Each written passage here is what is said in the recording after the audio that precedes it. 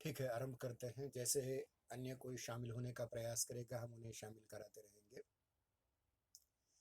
कल की तासिका में हमने ये देखने की कोशिश की थी कि किस प्रकार से एक लेखक का अपना व्यक्तित्व किस प्रकार से निर्माण होता है।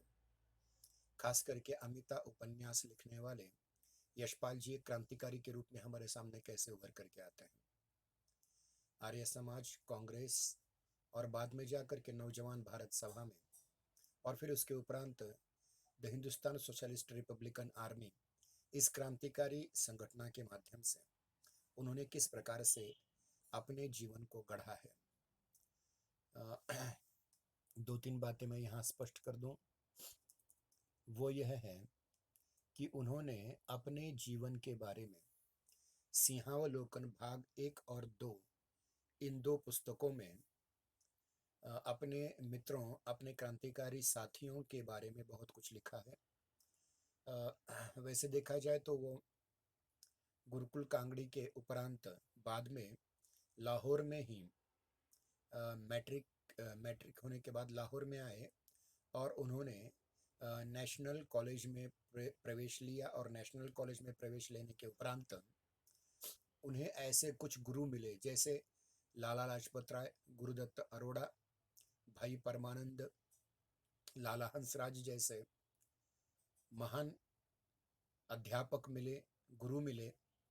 और उनके साथियों में भगत सिंह, सुखदेव, भगवती चरण बोहरा, भगवती चरण वर्मा वगैरह बहुत सारे महत्वपूर्ण क्रांतिकारी साथी मिले। और नौजवान भारत सभा की स्थापना गुरुदत्त अरोड़ा जी ने की, जिसके अध्यक्ष गुरुदत्त अरोड़ा थे और सचिव भगत सिंह थे। इसमें सबसे छोटे यशपाल थे। ये सारे बड़े लोग आयु में बड़े थे और यशपाल जी छोटे थे।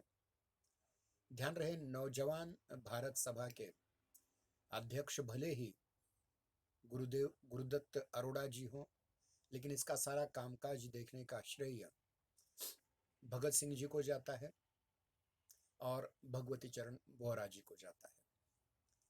उसके उपरांत हमने देखा कि जब गुरुदेव उस समय जो उन्हें पढ़ाते थे, संस्था के अध्यक्ष थे, जिस संस्था में वो काम करते थे, पढ़ा करते थे, और बाद में साइमन गो बैक के आंदोलन में उन्हीं गुरुदेव लाला लाजपत राय पर लाठीचार्ज हुआ और इस लाठीचार्ज का बदला लेने के लिए भगत सिंह, सुखदेव, राजगुरु, भगवती चरण और यशपाल, इन सब ने मिलकर के सॉन्डर्स की हत्या की।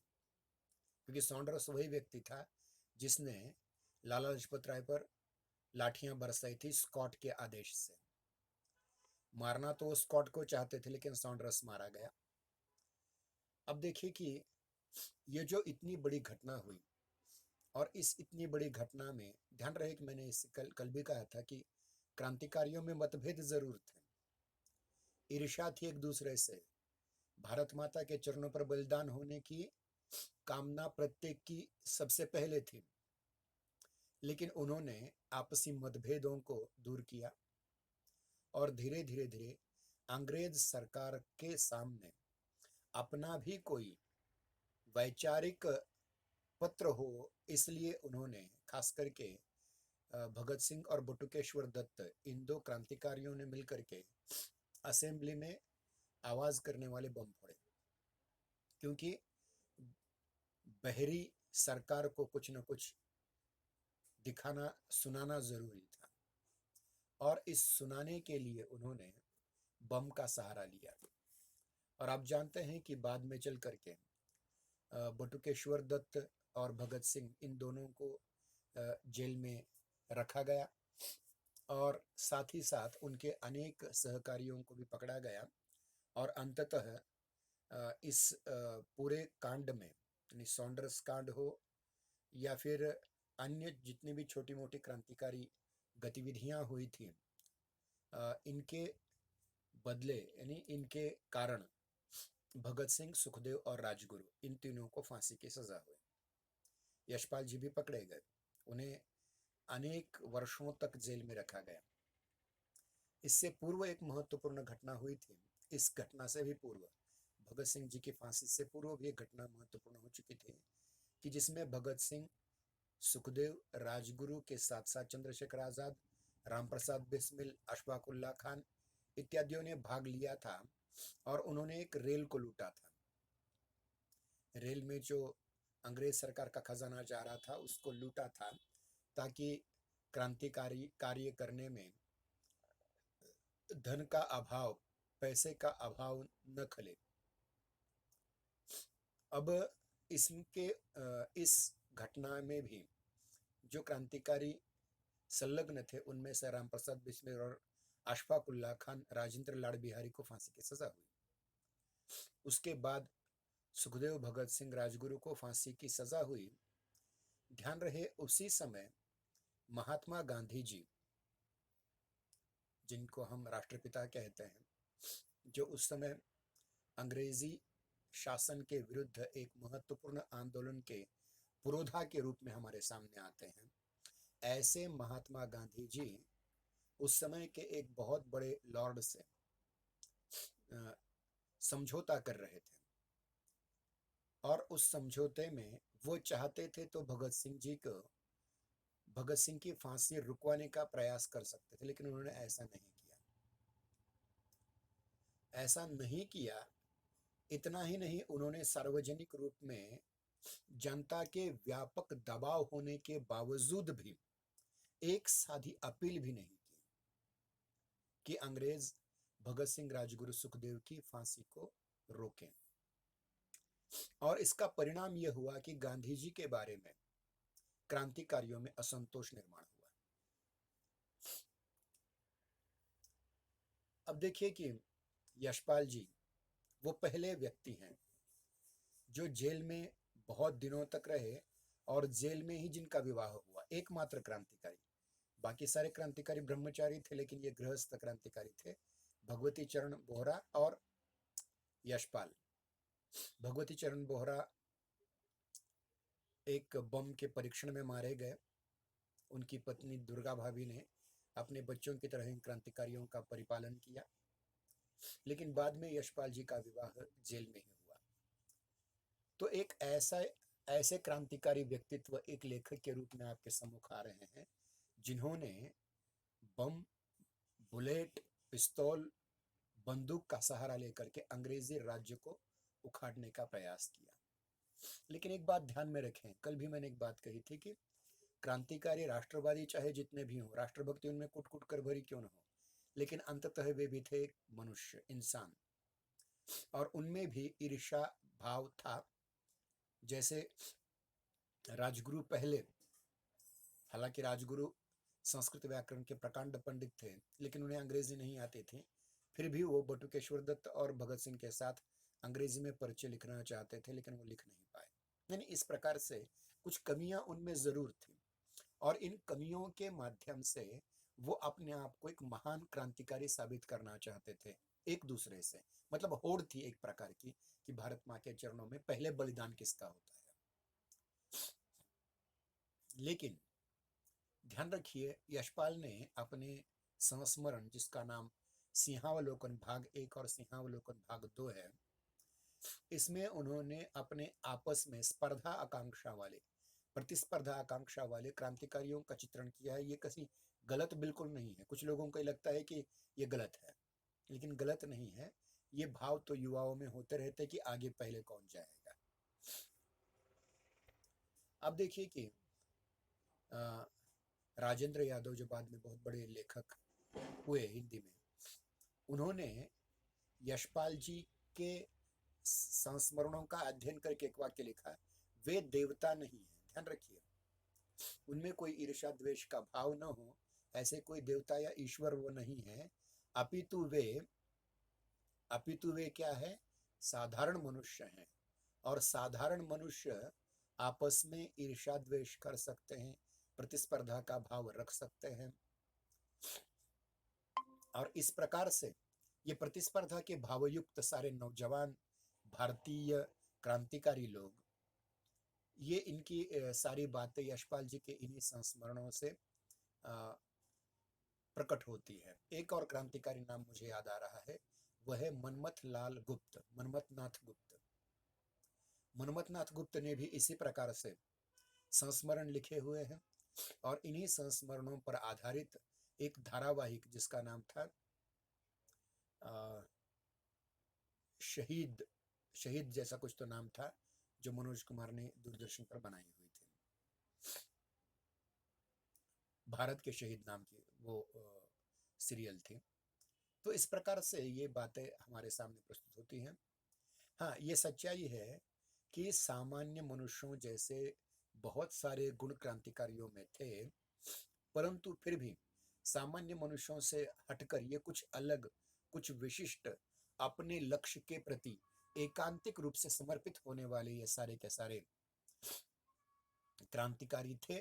फिर भी सामान्य मानवीय अनुभूतियों से अछूते नहीं रहते थे। उनमें भी प्रेम, उनमें भी द्वेष, ईर्ष्या, प्रतिस्पर्धा का भाव, ये सारी चीजें अवश्य थी।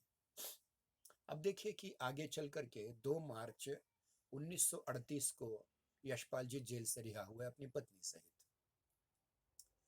2 मार्च, ध्यान रहे, 2 मार्च 1938 में जेल से रिहा हुए और उन्होंने उसी वर्ष नवंबर में, मतलब मार्च से लेकर नवंबर, 5-6 महीने के कालावधि में आगे चल करके विप्लव नाम का एक पत्र शुरू किया। पत्र जिसको हम वर्तमान पत्र कहते हैं, समाचार पत्र कहते हैं, बुलेटिन कहें, उसका प्रकाशन और संपादन शुरू किया और इसे उन्होंने नाम दिया, एक वर्णन किया, बुलेट बुलेटिन। बुलेटिन मतलब समाचार पत्र और बुलेट मतलब पिस्तौल की गोली या बंदूक की गोली। मतलब अब तक उन्होंने जो काम बम से किया था, जो काम बंदूक से किया था, जो काम बुलेट से किया था, बंदूक की गोली से किया था, पिस्तौल से किया था, पिस्तौल की गोली से किया था, वही काम वे अब शब्दों से कर रहे हैं। मुझे इस समय संत तुकाराम का वो अभंग याद आता है, शब्दाची शस्त्रे इतने करो। और अब शब्द को शस्त्र बनाकर उन्होंने पेश करना शुरू किया अंग्रेजी साम्राज्यवाद के खिलाफ। और यही बात उन्होंने एक महत्वपूर्ण बात कही कि अब तक मैंने हिंसा का सहारा लिया, अब मैं एक अहिंसक समाज को गढ़ना चाहता हूं। केवल अहिंसक नहीं, अपितु समतामूलक, अहिंसक और समतामूलक समाज को गढ़ना चाहता हूं, ऐसे निर्माण करना चाहता हूं। इसका सीधा सीधा मतलब यह होता है कि जेल में जाने के उपरांत उन्हें शस्त्रों से थोड़ा सा यानी नफरत हुई और बाद में ये डर भी था कि वो अपना काम जो करना चाहते थे वो काम अंग्रेज सरकार करने से रोकेगी और फिर जेल में डालेगी।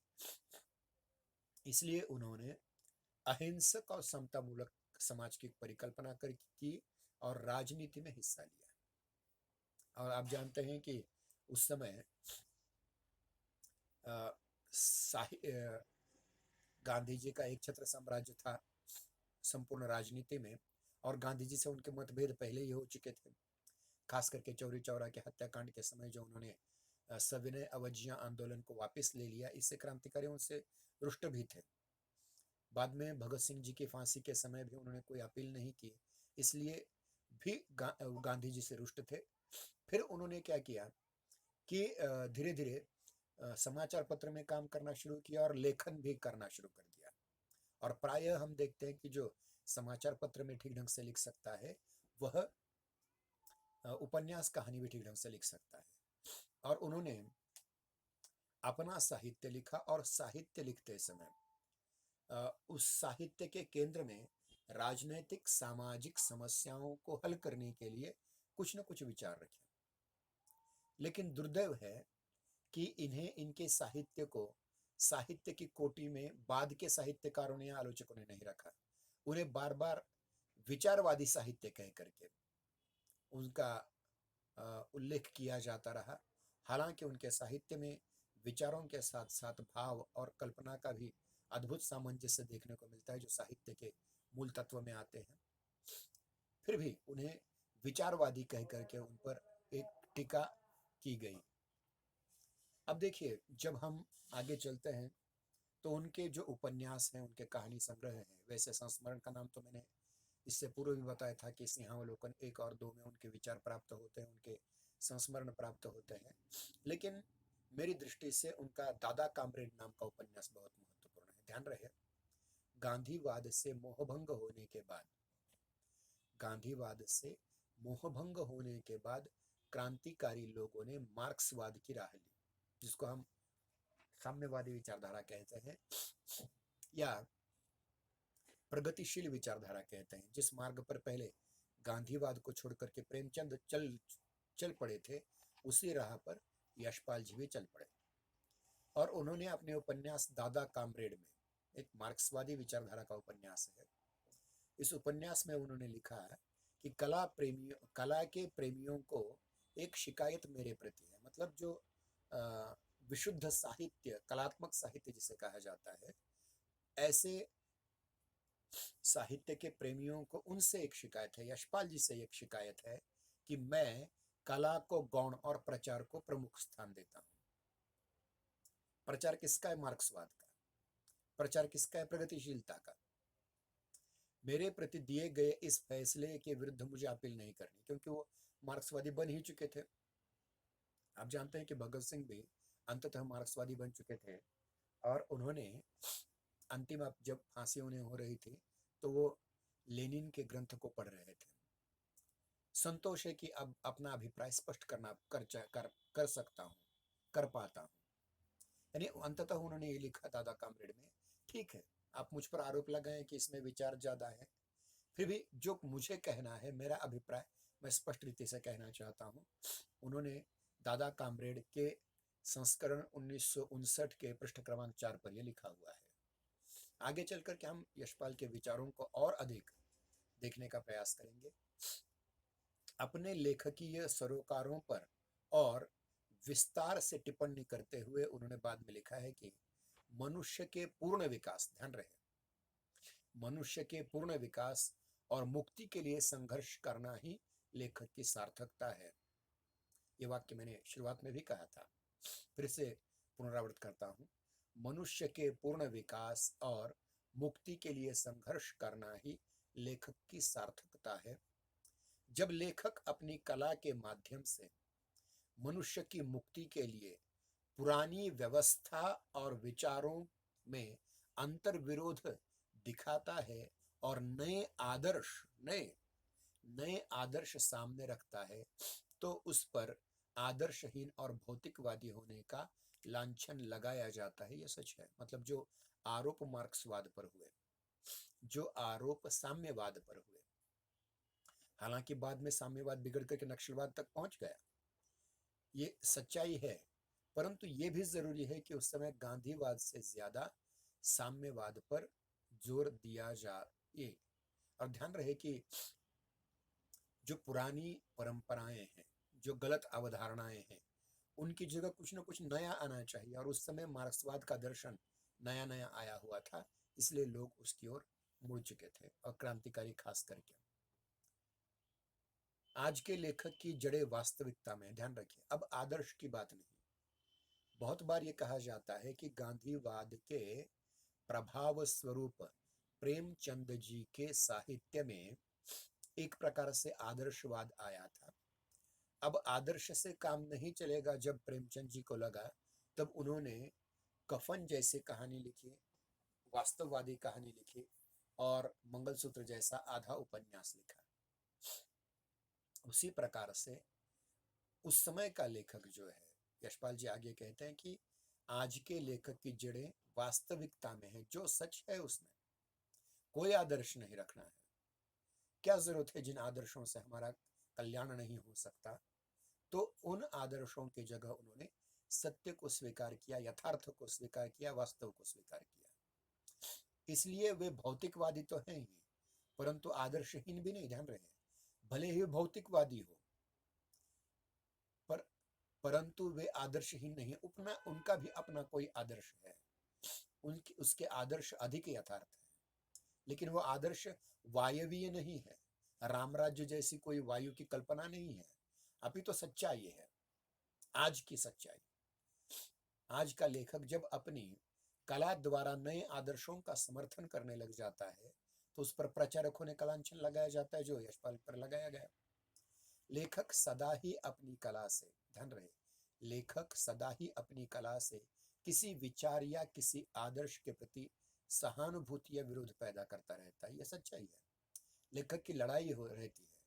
लेखक जिन विचारों का समर्थन करता है और जिन विचारों का विद्रोह करता है, विरोध करता है, उसके प्रति तो वो अपने लेखन में विचार अवश्य रखेगा, इसमें कोई दो राय नहीं हो सकती, होनी भी नहीं चाहिए।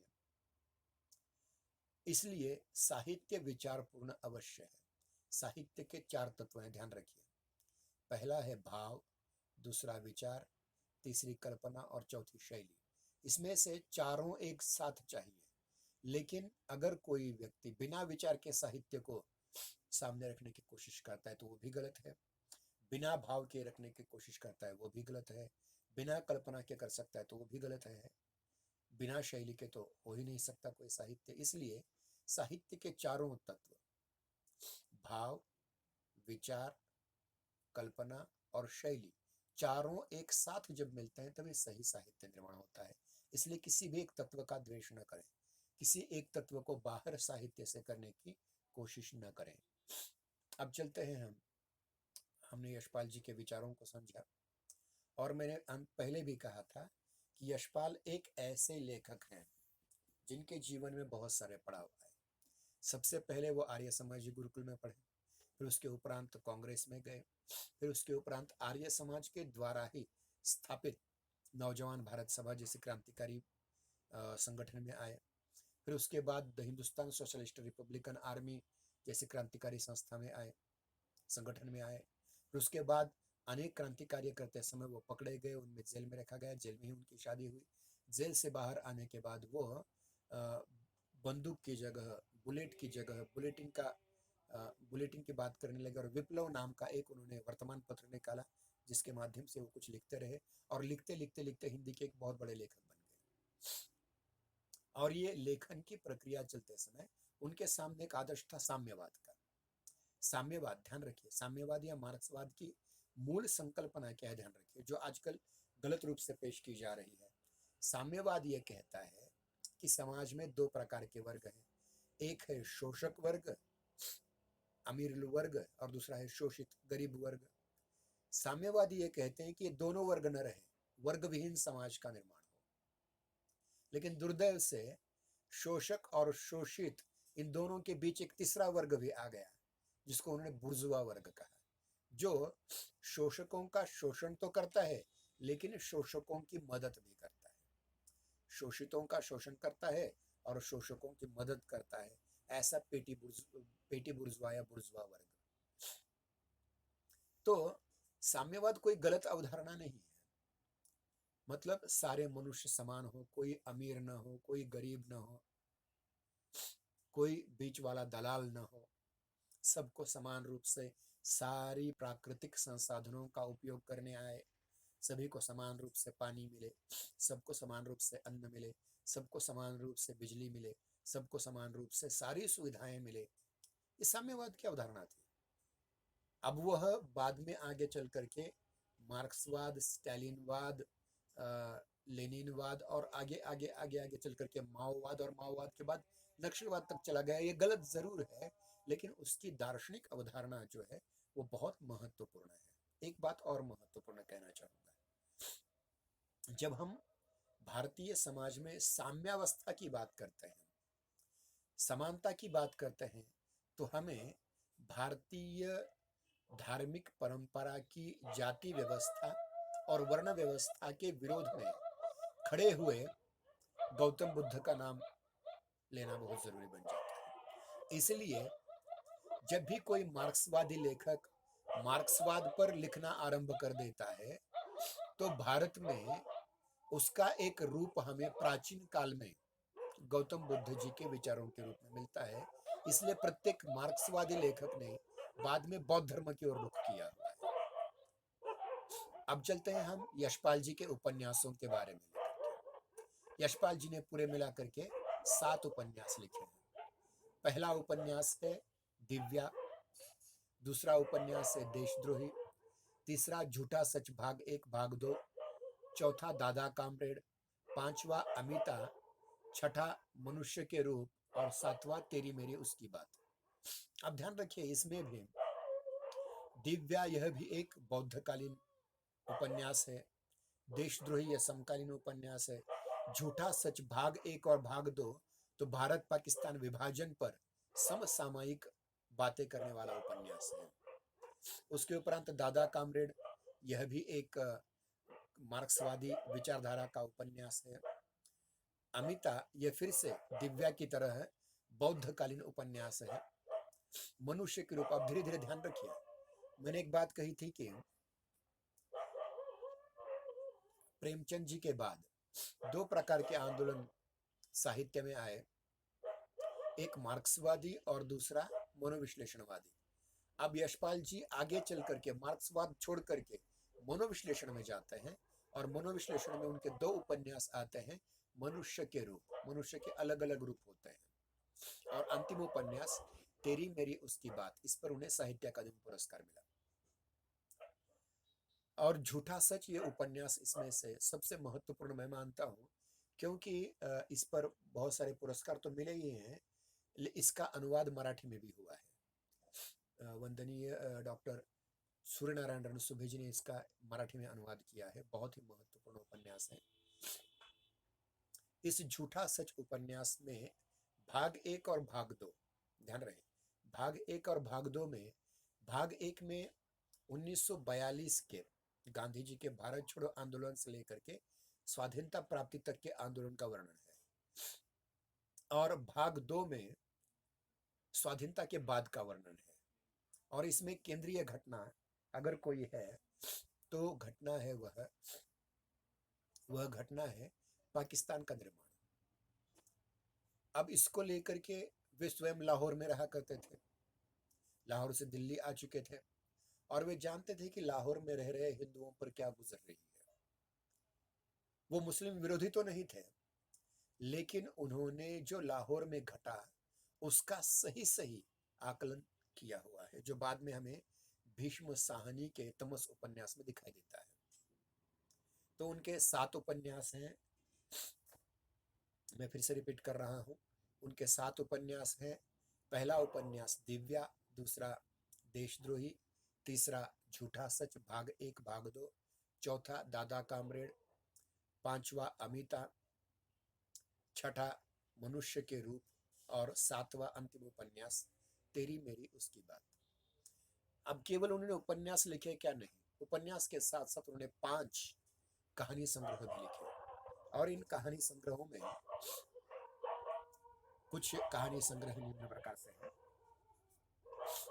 पहला कहानी संग्रह है पिंजरे की उड़ान, दूसरा फूलों का कुर्ता, तीसरा धर्मयुद्ध, चौथा सच बोलने की भूल, और पांचवा भस्मावृत चिंगारी।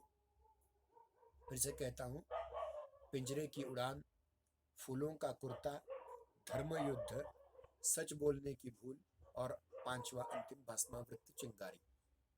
तो इस प्रकार से उन्होंने लिखा हुआ साहित्य है, लेकिन जब तक हम उनके लिखे हुए साहित्य में साहित्य की विशेषताओं को नहीं समझते तब तक उस पर कोई टिप्पणी करना ठीक नहीं, योग्य नहीं है। तो हम आप देखने की कोशिश करेंगे कि लेखक यशपाल के साहित्य लेखन की विशेषताएं कौन सी है। यशपाल जी के लेखन की प्रमुख विधा उपन्यास है, लेकिन अपने लेखन की शुरुआत में उन्होंने कहानियों से की, मतलब कहानी, छोटी छोटी कहानियां लिखी और बाद में बड़े बड़े उपन्यास लिखे। उनकी कहानियां अपने समय की राजनीति से उस रूप में आक्रांत नहीं है, मतलब जिस प्रकार उन पर यह आरोप लगाया जाता है कि इसमें राजनीति है, मार्क्सवाद है, या किसी विचारधारा का समर्थन मात्र किया गया है, ऐसा उनकी प्रारंभिक कहानियों में नहीं मिलता। लेकिन उपन्यासों में राजनीति बहुत है। खास करके झूठा सच में उन्होंने भारत पाकिस्तान विभाजन के प्रति न हिंदुओं का दृष्टिकोण अपनाया है, न मुसलमानों का दृष्टिकोण अपनाया है, अभी तो मार्क्सवादी दृष्टिकोण अपनाया है। इतना ही नहीं, उन्होंने आगे चलकर की जितनी कहानियां लिखी, चाहे वो दुख जैसी कहानी हो, चाहे पर्दा जैसी कहानी हो, इन सभी कहानियों में उन्होंने स्त्री के एक अलग रूप का चित्रण किया है। गांधी जी की विचारधारा से प्रभावित लोगों ने, चाहे वह प्रेमचंद जी हो, चाहे अमरकांत हो, चाहे उनके बाद आए हुए बहुत सारे लेखक हो, उन लेखकों ने एक नारी को एक आदर्श रूप में प्रस्तुत किया था। किंतु यशपाल जी ने यानी उनसे पहले क्या किया गया था कि स्त्री का शरीर और स्त्री का मन, ये कृत्रिम विभाजन किया था पहले के लेखकों ने। लेकिन यशपाल जी ने स्त्री को संपूर्ण रूप में उसके मन और उसके देह दोनों को एकत्रित रूप में स्वीकार किया, एक संपूर्ण स्त्री की छवि पर जोर दिया था। अब उसका आरंभ ही यशपाल जी ने किया। आज की कहानी के सोच की जो दिशा है, उसमें यशपाल की कितनी ही कहानियां, अनेक सी कहानियां, बहुत सारी कहानियां बतौर खाद इस्तेमाल हुई है। मतलब जो हम बार बार ये विभाजन करते हैं कि प्रेमचंद युग, बाद में मार्क्सवादी युग, मनोविश्लेषणवादी युग, इन सब में खास करके स्त्री की प्रतिमा को लेकर के जो कहानियां बाद में लिखी गई, उसमें उसका आरंभ यशपाल जी ने अपनी कहानियों में किया था। वर्तमान और आगत कथा परिदृश्य की संभावनाओं से उनकी सार्थकता असंदिग्ध है। इसका मतलब ये है कि इस समय जो साहित्य लिखा जा रहा है और इसके बाद में जो साहित्य लिखा जाएगा, उसमें एक महत्वपूर्ण प्रेरणा के रूप में हमारे सामने यशपाल जी अवश्य होंगे। उनका महत्व ज्यादा है। जो और जैसी दुनिया बनाने के लिए यशपाल राजनीति से साहित्य की ओर प्रवृत्त हुए थे, उनका नक्शा उनके आगे बहुत स्पष्ट था। ध्यान रहिए, राजनीति और बाद में राजनीति से वे क्रांतिकारी से राजनीतिक बने, राजनीति से बाद में साहित्यकार बने, और ये उन्हें पता था कि उन्हें क्या करना है। इसलिए उन्होंने किसी यूटोपिया, मतलब एक किसी काल्पनिक राज्य की कल्पना नहीं की थी कि उसमें कोई दुख नहीं होगा, कोई ये नहीं होगा, वो नहीं होगा, किसी प्रकार के झगड़े नहीं होंगे। इस प्रकार कोई काल्पनिक बात उन्होंने नहीं रखी, अपितु वास्तविक बात को उन्होंने आधार बना दिया, एक यथार्थ को आधार बनाकर। इसलिए एक यथार्थवादी उपन्यासकार के रूप में, बहुत महत्वपूर्ण लेखक के रूप में यशपाल जी हमारे सामने उभर करके आते हैं। यशपाल जी की वैचारिक यात्रा का आरंभ और आरंभ से लेकर के अंत तक उनके वैचारिक विचार बदलते गए। ध्यान रखिए, कोई भी एक सोचने वाला व्यक्ति, विचार करने वाला व्यक्ति किसी एक विचार पर हमेशा के लिए बैठ नहीं जाता, अपितु उसमें परिवर्तन आते जाते हैं। लेकिन उनका एक महत्वपूर्ण विचार यह था कि इसमें अगर जनता के व्यापक सहयोग की सक्रिय भागीदारी न हो तो राष्ट्र आगे नहीं बढ़ सकता। इसलिए यशपाल हमेशा जनता के व्यापक हितों के समर्थक और संरक्षक लेखक के रूप में हमारे सामने आते हैं। पत्रकारिता में भी उन्होंने बहुत महत्वपूर्ण काम किया हुआ है, विप्लव का संपादन किया हुआ है। तो ये बहुत महत्वपूर्ण बात कि समाज के शोषित, उत्पीड़ित, सामाजिक बदलाव के लिए संघर्षरत व्यक्तियों में यशपाल जी का नाम हमेशा लिया जाता रहेगा। और उन पीड़ित लोगों के प्रति एक आत्मीयता की बात उनके सामने आती है। धार्मिक ढोंग और झूठी नैतिकताओं के प्रति एक विद्रोह उनमें मिलता है, एक करारी चोट मिलती है, और उस पर उन्होंने एक बहुत सुंदर ग्रंथ लिखा है। ध्यान रखिए, आज भी हमारी राजनीति का केंद्र महात्मा गांधी जी हैं, लेकिन ये पहला व्यक्ति है जिसने गांधी जी को नकार दिया और उस पुस्तक, छोटी पुस्तक लिखी लेकिन बहुत ही जबरदस्त पुस्तक लिखी है। उस पुस्तक का नाम है गांधीवाद की शव परीक्षा। इससे उनके राजनीतिक विचार स्पष्ट हो जाते हैं और एक महत्वपूर्ण लेखक के रूप में हमारे सामने आते हैं। एक दुर्धर्ष लेखक, उसके साहित्य के विचारों को समझना अत्यंत जरूरी है।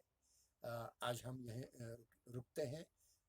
इसके उपरांत जब भी, शायद अब दिवाली की छुट्टियां शुरू हो जाएंगे, लेकिन इसके उपरांत जैसे ही हम बाद में दीपावली की छुट्टियों के बाद आएंगे, तो उस समय हम सीधे अमिता इस उपन्यास को आरंभ करेंगे। ठीक है। ये जो पीपीटी है मैं थोड़ी देर बाद आपके व्हाट्सएप ग्रुप पर भेज दूंगा। इस पीपीटी को ठीक ढंग से पढ़िएगा। और अभी मेरे ख्याल से जोशी सर जी की क्लासिक आपकी शुरू होने वाली है, तो आज यहीं विदा लेते हैं। नमस्कार, धन्यवाद।